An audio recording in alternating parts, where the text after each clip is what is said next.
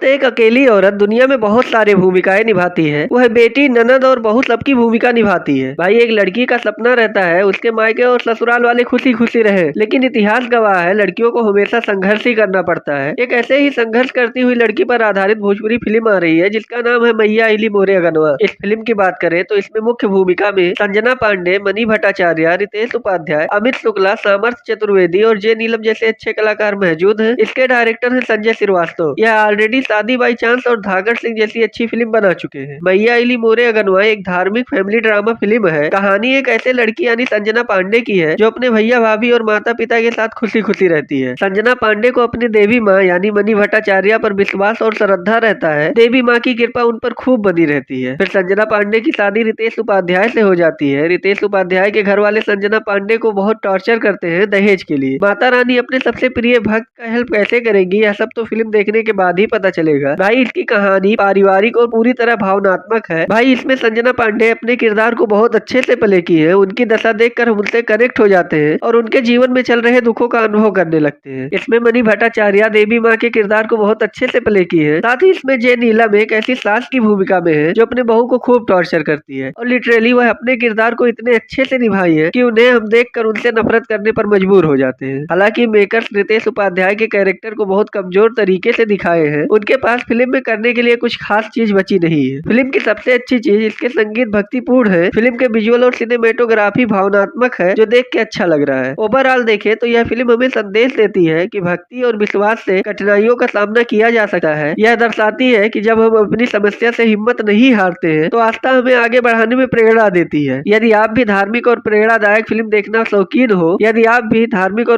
फिल्मों के शौकीन हो तो यह फिल्म आपके लिए बेहतरीन विकल्प हो सकती है। बाकी आज के लिए बस इतना ही। मिलते हैं अगली वीडियो में। जाते जाते मेरे वीडियो को लाइक और चैनल को सब्सक्राइब करना मत भूलिए।